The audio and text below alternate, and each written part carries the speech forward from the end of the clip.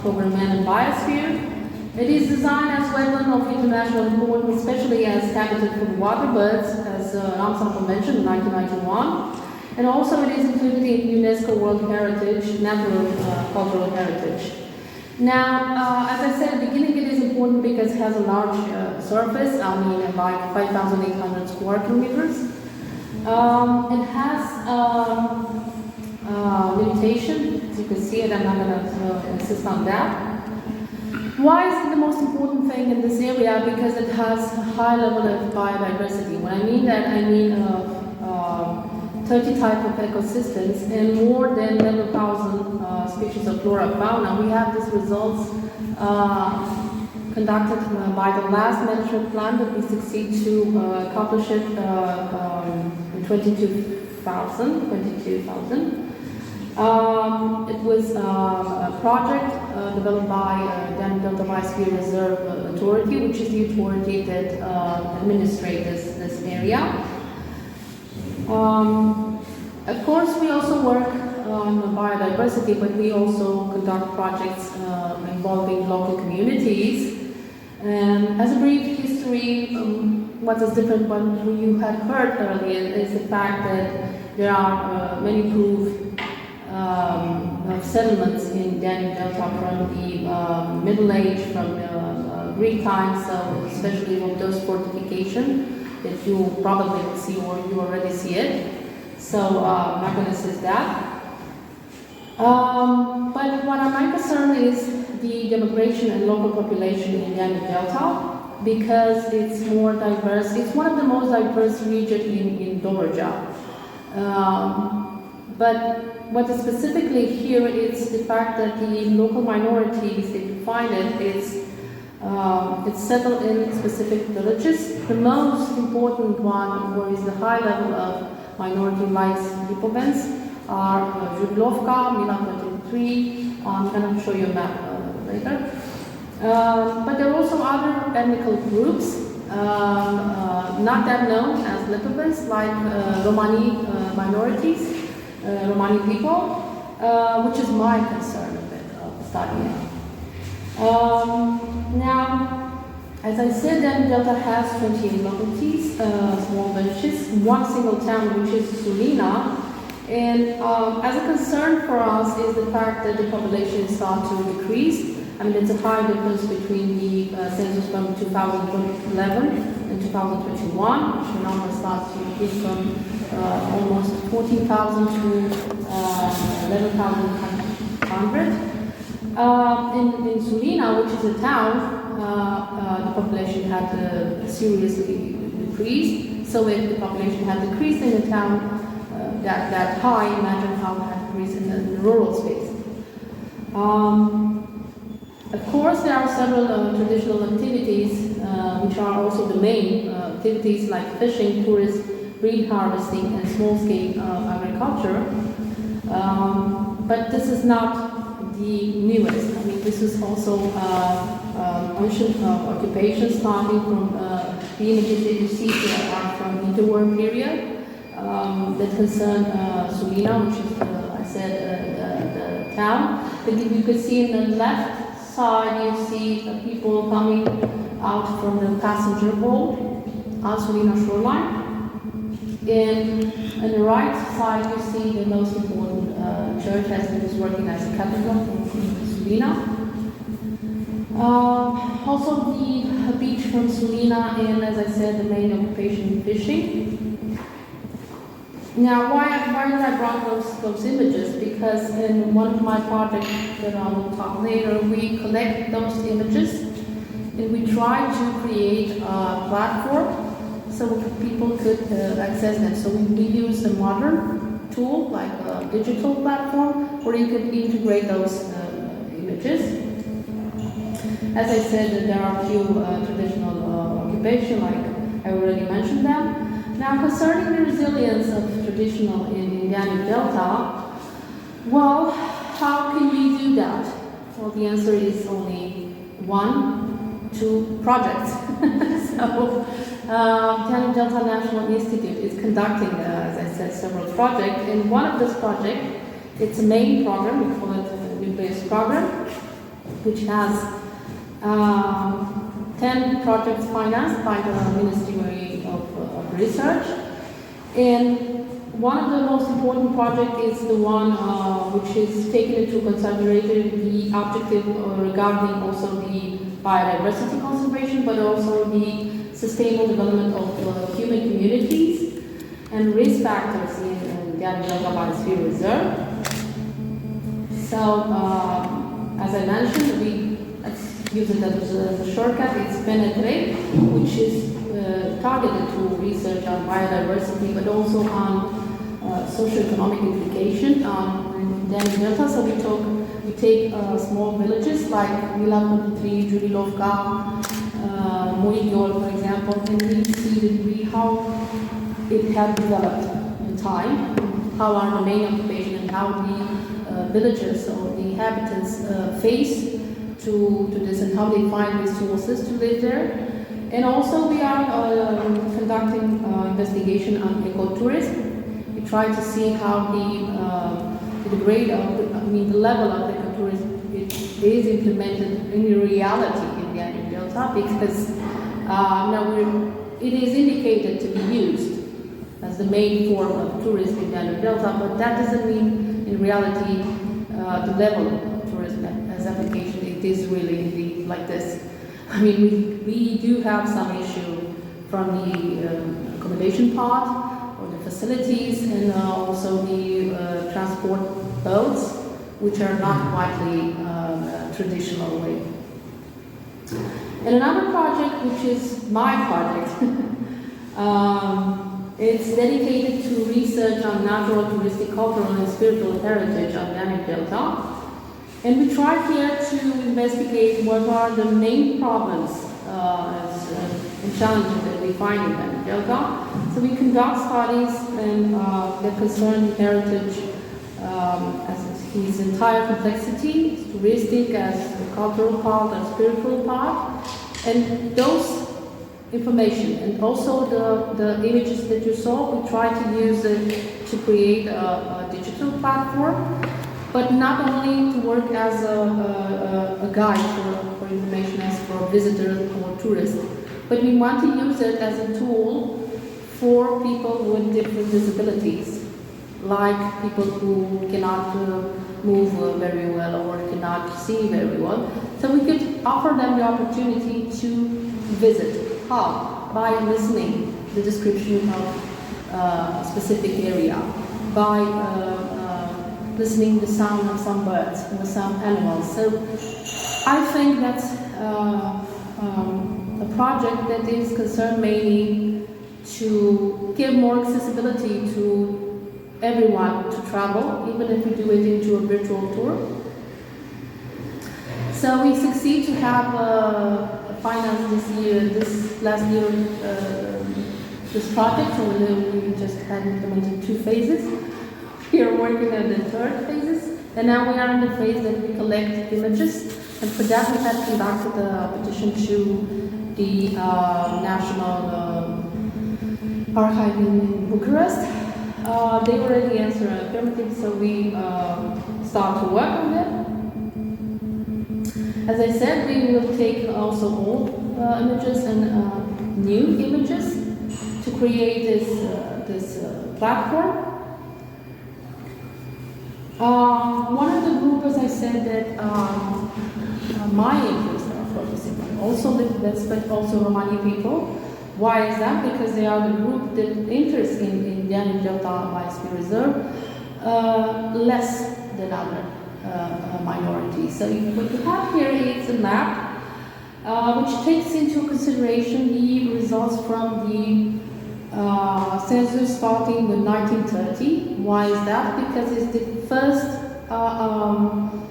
official census which was made with very high tools. I mean, the specialist who handled the census was Dr. Sabine Manuela, which was the first and the most important demograph in that period, specialized making a study in the United States. And thanks to him, we succeeded to have more information about Romanians, about other minorities, and also about the Romani. So what we did here is to find out if the number of this minority had increased or decreased during the years. The color represents the influences of each year. So we took 1930s to 2021, the last census that we have. And especially for this area, regarding the Romani, we took Constanța and Tulcea.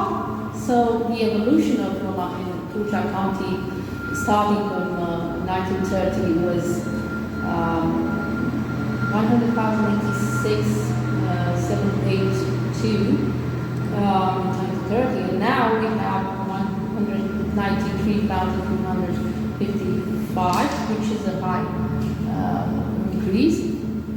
In Constanța, the number is 200, started 200,602 1930, and now is 655 1997 and in 2021. So, why is it important? It's because the official number of Roma are higher than we have here, so the population is much larger.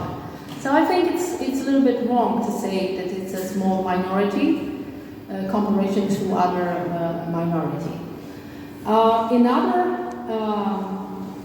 solution that we try to bring is having more projects. So the last proposal that we have is to create an excellence center dedicated to environmental studies.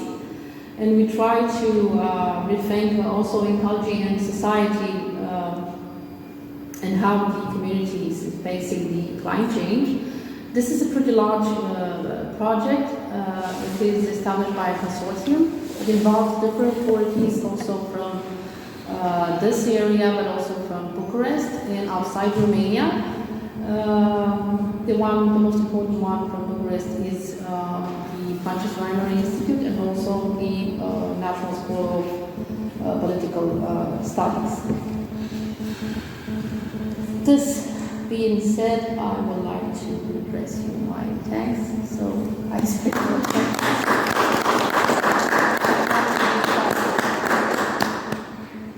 If there is questions, something which is unclear, I'm here to answer. Thank you.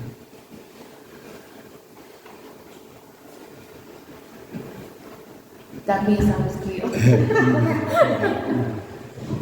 So we are inside the biosphere here in Alvest. No. It's not quite big. But if you have time, maybe you could visit it. You should take a trip in Delta. Maybe Professor Gavin could give you more and more advices because he's the one who visited Delta at foot. So, but you should see it. You should visit it. It really is impressive. Thank you.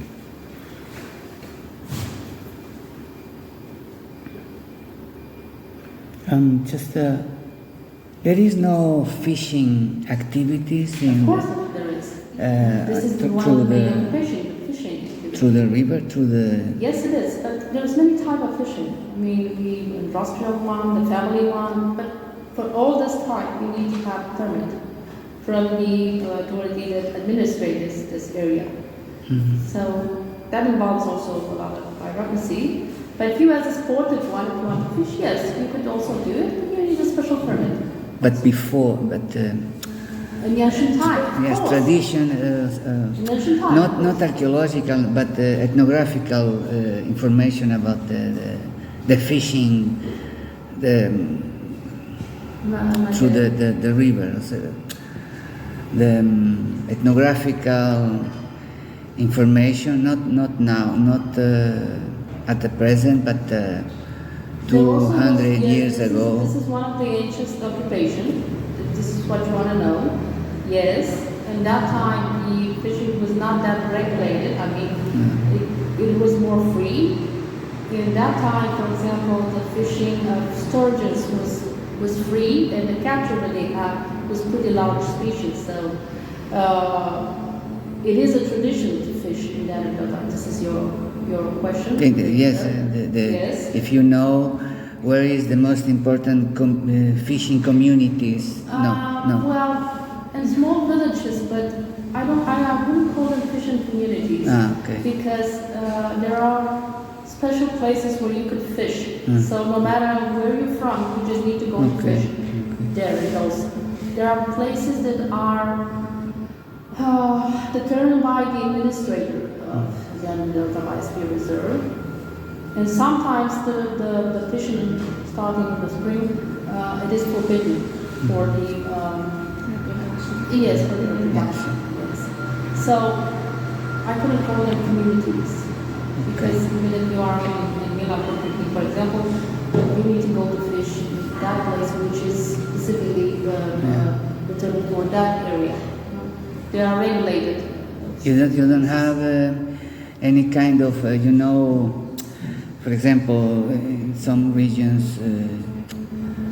I don't know very well in Spain, but in Portugal, the Palafittic, Palafittic village, some kind of wood houses inside, not inside the river, but in the border of the rivers.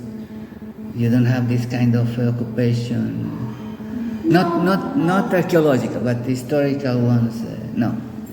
Well, all the villages historically they were dedicated to fishing. I mean, this is the main occupation. It's obviously that in that time, many years ago, like 30, 50 years ago, the main occupation. But it was also the agricultural part. So I cannot pronounce myself to say that this is especially dedicated to fishing.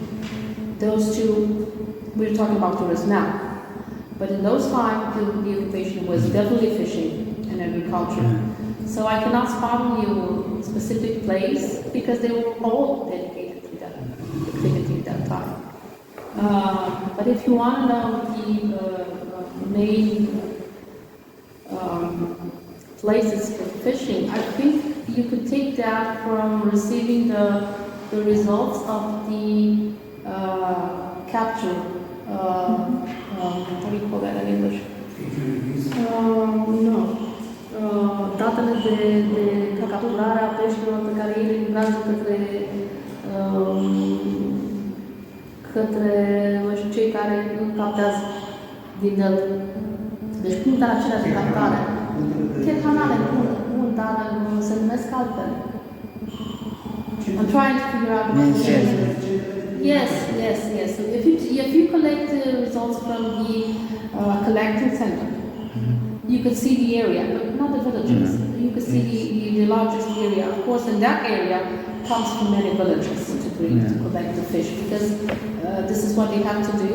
So they can receive money. They need to deliver that capture that they have at a specific time, like one day, for example.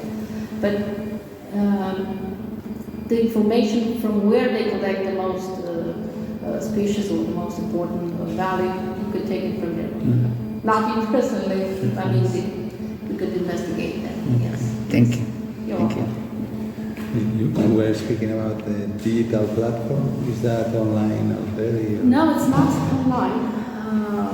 It's something that we work for it.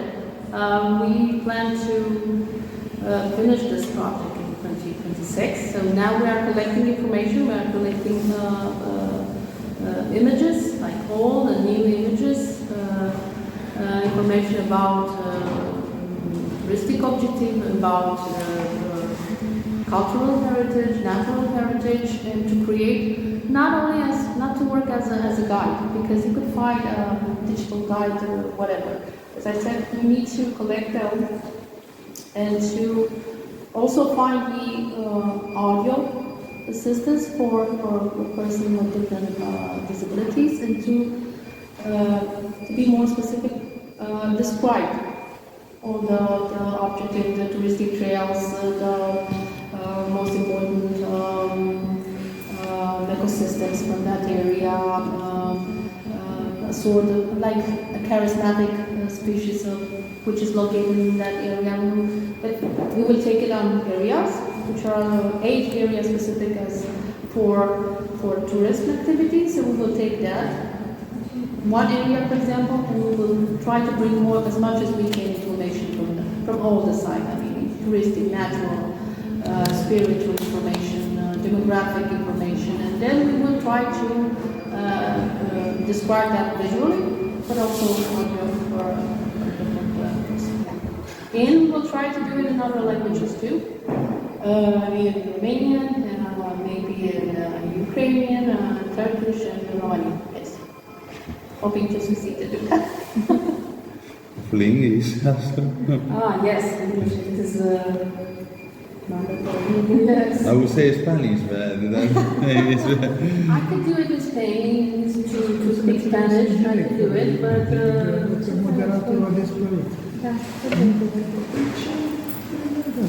Thank you very much. You're welcome.